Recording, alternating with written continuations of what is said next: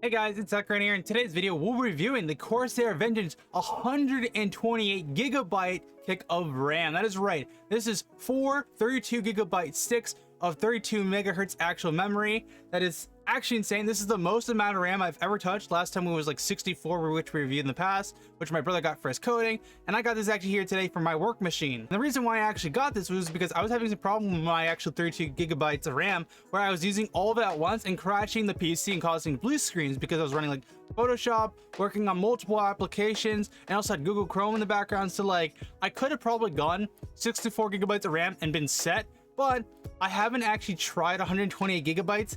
You know, curiosity quite literally killed the cat. So that's what we're doing here today, to see what you actually get performance wise with this amount of RAM. Now I will have 2 other videos coming out later testing how many Chrome tabs you can open with 128GB of RAM. Another video on top of that where we actually see what performance you can get with having more RAM in your PC with 128GB. So if there's anything you want me to test with this amount of RAM, let me know in the comments down below. And you don't want to miss out on either one of those videos, then you know what to do. Get subscribed. But for right now though, let's get into the unboxing. First of all, can I just quickly say this is 128GB, which is honestly insane. And if you're wondering what the price of this was $265, which is honestly not that bad in comparison to like spending like $300, which I thought originally was gonna do, but not the case. But in comparison, this thing is so thick. All 4 sticks are in here compared to its counterpart version of the box, which is much more skinnier. Does it kind of give you an idea on like how much more RAM you're actually getting with this premium package? Originally I thought it was gonna be like 2 64 packages, but that's not the case. The unboxing to this is going to be pretty easy because all we have to do is take this tape off here on the front. Really just open up the top here and flip it like so,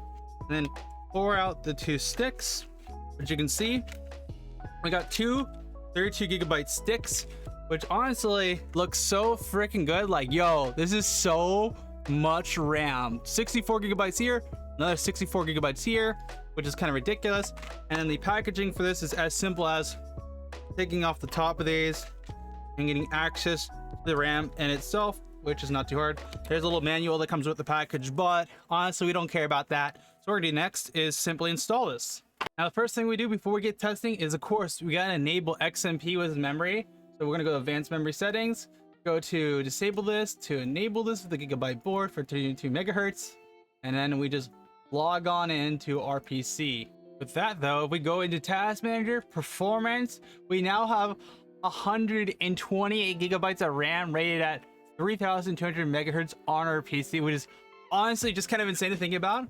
And we are only currently using 5% of it right now. So let's test some games. The first game we're testing is Valorant. Now, of course, we have 128GB of RAM. I don't think we're going anywhere close in Valorant to see how far we've fully utilized it. I'd be impressed if we actually did. But you should see that our FPS is pretty good in Valorant. I'm pretty sure I have everything on low, right? Yeah, everything's on low settings right now. So we have nothing like on high, just everything bare minimum, nothing else to it, nothing fancy. So I don't expect like this to be too crazy. So we'll just try Valorant for a little bit, kind of get a feel for it, see how much FPS it actually does with it. And of course, I am dog water at Valorant, so don't expect me to drop like the 20 bomb 4K or anything. If I did, that'd be actually insane, to say the very least. Is this here?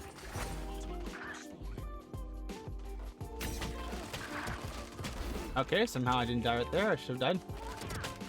Of course, I'm dead. Nice. So it looks like we're not getting over near like 16 gigs of RAM used right now. I think one game that might be able to push it is Minecraft. And if we turn up the render distance to like max, we might see something from it. So what we're gonna do is load up a creative world of Minecraft, and we max out the render distance to the absolute max to 32 chunks and unlimited FPS. So in theory, what we should see if it actually does 32 chunks, that the RAM usage should go up. Well, it's definitely loading the world. It's not using as much RAM as I thought it would. I thought it was gonna use a little bit more. It's supposed to like use like more than 14 gigs, but we haven't even gotten close. Okay, so I maxed out the render distance. You can see this is all we can see right now. We are having a little bit of FPS drop just because of the fact that we're pretty much maxed out render, but we're now using almost 15 gigabits of RAM with this, which is pretty interesting to see. And we're definitely tanking on FPS because of the fact that we've rendered so much that the GPU is kind of just throttling because of the actual like RAM usage more than anything else. So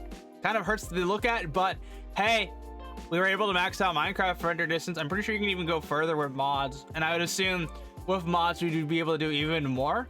I just know our FPS is absolutely destroyed after this. It just does not want to render properly at all.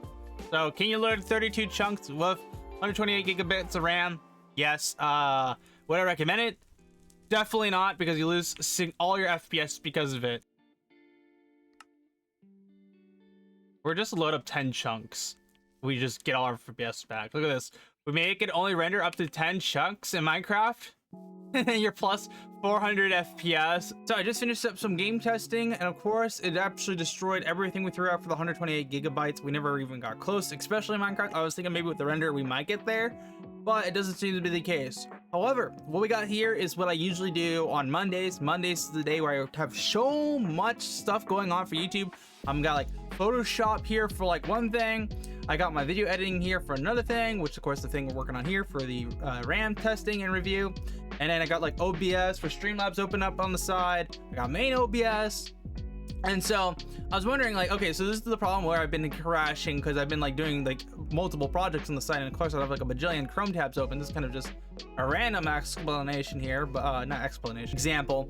And I will be surprised, we're already using 31 to 32 gigabytes, and this is like kind of just a rough pull up of everything, not like the full shebang. This is like 90% of my stuff. So now I got all the things pulled up for what is it like a Monday looks like. So I have all three of my applications I usually work on. I got my first template for Photoshop. No, keep in mind these are all large Photoshop files with a lot of complexity to them. So I pulled up every single one of the things. I do a lot of anime reactions on Monday, if that wasn't blatantly obvious already.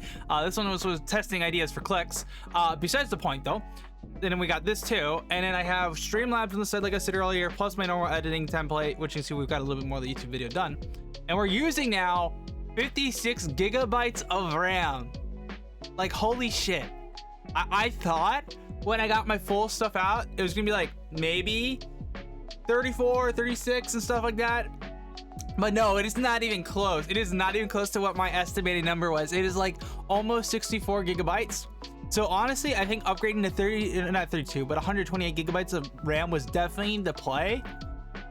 So this is just kind of crazy to say the very least, and I'm gonna probably have like no problems whatsoever, because like I can switch between both of these like and have no delay and no problem, and like mess around with these however I want. Now that's a little bit on the delayed side, but if it works, it works. My question is, how's the CPU? The CPU is probably just like choking right now. Oh my god, all the cores right now are going pretty much ham. It's at 42 utilization, but hey, it works, you know what I'm saying? The big thing I want to test now is that if I was to replay buffer that actually capture something, will I be able to capture more than 3 minutes? Because if you guys didn't know, when I replay buffer, I have a limited amount of RAM, the buffer width, that only captures in high quality 3-minute long clips. What I want to do is capture 5-minute long clips. So we're gonna test that next. See, I'm kind of curious to see like if the replay buffer will actually work properly, or if it's just gonna flop. Okay, we just clipped 6 minutes. Let's see if they clip the first 5. Play buffer, did it work? Okay, there we go. I just guess I just didn't click it the first time. So we were able to clip all. Oh, we're able to clip all 5 minutes. Okay, sweet. We were able to do it. I thought it was not gonna actually work, but we were able to clip all 5 minutes in high HD 1080p with absolutely no issue. Which honestly, I'm not surprised, just because of the fact that like 128 gigabits of RAM.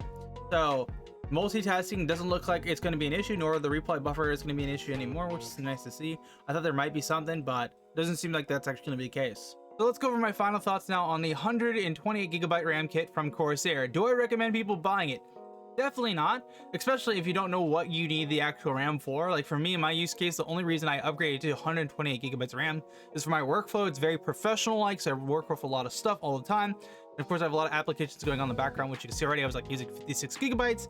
And I presume when I even try on Mondays next week, which is of course Monday's passed already, it's probably going to use more than 64 gigabytes. So that's where this kind of comes in utilization. Or maybe you do have an application that you know needs more than 64 gigabytes, you would get this. But most people usually just need 16 gigabytes for gaming, 32 gigabytes for gaming, and also streaming on the side. That's like the big thing I would know for most people. That's like 32 is the good amount. Then 64 is like if you got to the point where like you want to be able to do more than just on top of 32 and have a bunch of BS open in the background, go for it. Do you, man? The PC should be like something you be able to use. The PC shouldn't be able to hold you back. You know what I'm saying? So yeah, that's the good thing about 64 is that you can't really get hold back with 64. And if you go even higher than 64, you probably know why you're buying 128 gigabytes of RAM. Like for me, I know why I'm buying 128 gigabytes of RAM. For my professional workload, I have a ton of shit on the side that I work on one specific day or on multiple days even. So I need the extra RAM plus the extra cores from my CPU to fully utilize what my workflow is. Now, was this worth spending $265 on? Probably, yeah, definitely. I definitely think it was worth the amount. Like, you can buy 64 gigabytes of RAM for like 120, but this one's a little bit more because like you're spending like, what is it, another like 25 or $26 on top of it, right? So it's not the worst thing in the world because then you're like spending a little bit more, but you get a lot more out of it too. Just unfortunate that there's not a 36 version of this. There is one. It's like $3 more. However, it's nowhere in stock that I could find. So I just didn't even try attempting to try to get it. They have G-Skill, but G-Skill is a little bit more expensive. And I was like, I'm just gonna go with this because like I just need 128 gigabytes RAM. This needs to look good. That's pure black. You know what I'm saying? The aesthetics to the Corsair Vengeance is always like good. They have like a white version, black version. You can't go wrong. But that's my final thoughts though on the Corsair Vengeance 128 gigabyte kit. Now I do plan to do a few videos later here testing 120 gigabytes against Google Chrome, see how many tabs you can open, or even seeing what actually you can throw at 128 gigabytes RAM and what the performance can be like from it. So if you want me to test anything with 128 gigabytes, let me know in the comments down below and I'll be more than down to. But if you enjoyed today's video, you know what to do. Make sure to smash the like button and get subscribed so you don't miss out on future tech content. Until then, have a great day, Tech Grant.